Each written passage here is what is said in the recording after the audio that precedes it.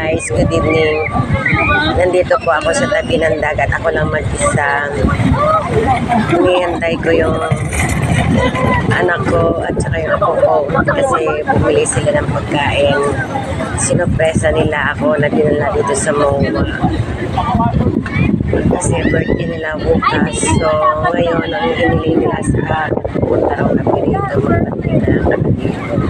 So nandito ako sa tabi ng dagat, guys.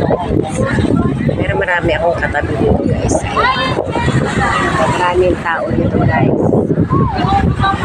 So mag-vlog muna ako kasi wala pa yung mga kasama ko. Waiting pa rin ako sa kanila. Masaya ako, guys, kasi dumating na yung birthday ng dalawa kong anak, September 11 sa 16. Tapos yung apo ko 11 din kasi silang birthday ng mama niya. So nandito kami sa tabi ng dagat. Bilang isang ina, guys, masaya pag dumadating ang birthday ng anak. Pag may pera, pinaghahandaan. So nalulungkot ako, guys, kasi itong September na to, 4 silang mag-birthday. So nawala na rin yung aking kapiyak sa buhay. Dahil asawa ko namatay na. Sila na lang yung aking ginagabayan. Sila na lang po yung bibigay sa akin ng saya. Malungkot ako, guys, kasi birthday na ng asawa ko. Bali, 2 taon na ngayon din mag-birthday na wala siya. So, ano pa magagawa kung wala na siya? Ito ako, nag-iisa sa buhay na wala namang asawa. Hindi man lang sa mga anak ko at mga apo ko, sila din kasama ko sa buhay na. Mahirap talaga, guys, ang single mom. Kung alam nyo lang, marami rin ako pinagdaanan na hirap, lungkot, sakit. Kahit nung nabubuhay pa ng asawa ko, masayaman ako. Pero kakambal niya yung lungkot dahil sa 10 years na inalagaan ko siya, nagkasakit siya, nabayang ko siya. So hanggang sa ayun nga na maalam na siya. Kaya pag naisip ko, guys, malungkot talaga, pero kailangan ko mag-move on bilang isang ina, isang ina, isang tatay pa. Ginagabayan ko ang dalawa kong anak at mga apo ko. Siyempre, lahat ng sakripisyo gagampanan natin, guys. Ganun talaga ang mother. Tinuturoan ko silang lahat para matuto sila sa buhay, kasi if ever na nawala ako sa buhay nila, alam nila yung ginagawa nila. Kaya papasalamat ako kay Lord, nabigyan pa rin ako lakas ng katawan. Awa ng Diyos, hindi naman po tayo nagkakasakit. Malusog. Masigla pa rin po ako. Lahat ng trabaho sa ng bahay ginagampanan ko, guys, kung alam nyo lang. Sa aking sipat ko sisikap, tiyaga, kailangan ko pa rin umayod kasi tinutulungan ko yung aking anak. May anak siyang 3. Dahil paano, guys, masaya rin ako pag ako nakakatulong sa kanila. Inuuna ko na sila bago sa sarili. Kasi tayo may edad na rin, guys. Lahat, bilib ako talaga.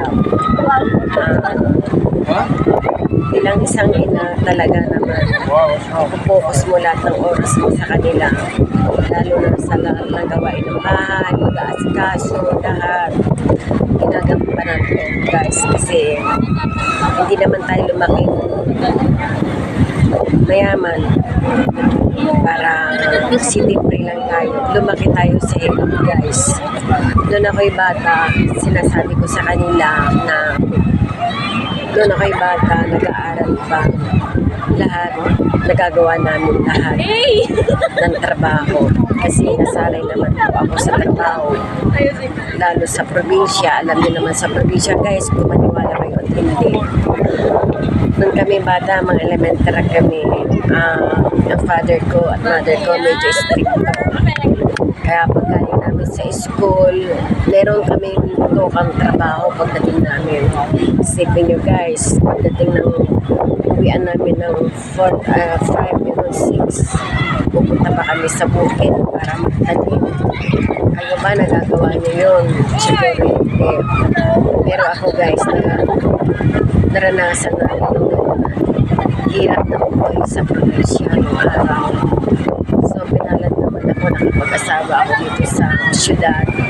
Kahit paano, pero ang mahirap lang guys, hindi ako nakapagtapos sa pag-aaral dahil siyempre mahirap din naman ulang. Kaya hanggang high school graduate lang po ang natapos ko. So, yung mga anak ko guys, hindi rin sila nakatapos gawa ng sa pagbalan. Hindi ko naman kaya silang gampanan na sakripisyo sa kanilang pag-aaral kasi wala naman ang alam buhay na matatag. Nung kasalukuyan na medyo maganda ang takbo ng buhay ko,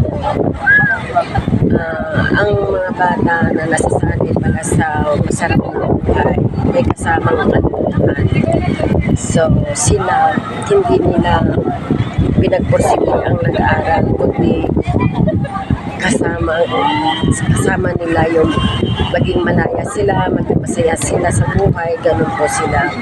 Kaya ganun, minsan naisip ko, sabi ko, kayo nag-aaral ko kayo mabuti, pero hindi yun naisip ko yun na ako, kumakayad ako, magdamag, walang tulog. Minsan, isang oras lang ang tulog ko sa loob ng isang araw dahil 24 hours yung aking tindahan. So, lahat naman po ginawa ko ng lahat ng sakripisyo ka sa kanila. Pero, hindi sila nag-proceed mag-aral ng maayos. Ngayon nagsisisi sila kasi malalaki na sila. May mga asawa na sila. So, sabi ko sa kanila, yung mga anak nyo, dapat gampanan nyo na lang anak sila sa mag-aaral. Doon lang po sinasabi ko sa anak ko. Nalulungkot ako guys kasi Ay, wow! kaya minsan nag-iisip ako wala ako sa asawa kasi naiwan na niya ako. Yung daking dalawang anak ko kasi nakapagtapos pero may mga trabaho na po sila ngayon. Kasi lang hindi naman talaga totally na malaki ang kita.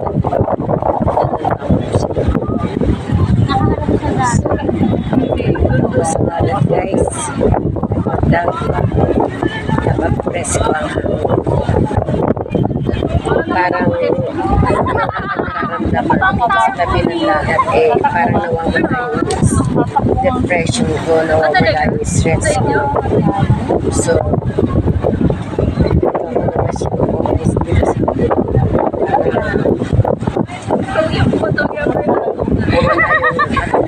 sa buhay.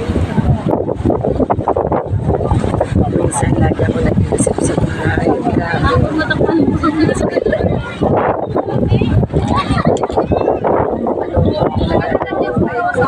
Kasi tinatagal ko na lang sa totoo. Kaya sabi ko ang ganda ko buhay buhay sa buhay ko.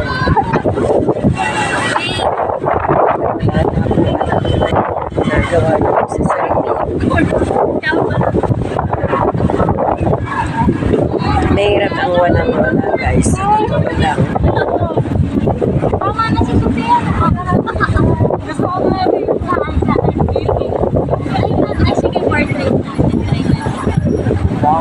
bilang isang ina,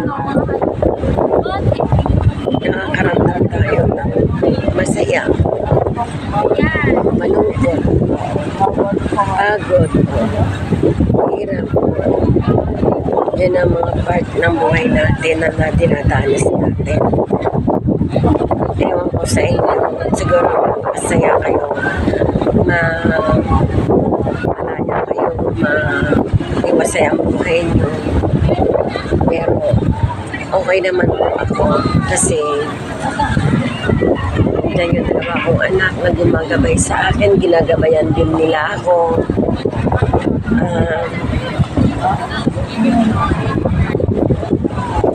Ito ka din ang ganda So, masaya na rin ako guys kahit ganito yung buhay ko. Basta kasama ko yung mga anak ko. Biglang po kami sakit. Kaya naaliw na lang ako sa tatlo kong apo. Minsan di rin natin naiiwasan guys kasi medyo matitigas ng ulo ng bata ngayon. Alam niyo naman ang mga bata ngayon. Laging nakahawak ng cellphone. Kaya pag inutosan mo sila, hindi kagad sila susunod. Utosan mo sila, teka, saglit, may ginagawa, tapusin ko lang to. Ganun ang style nila guys. Siguro alam niyo yan. Di ba? Ang tagal naman ng mga anak ko. Nagugutom na ako talaga.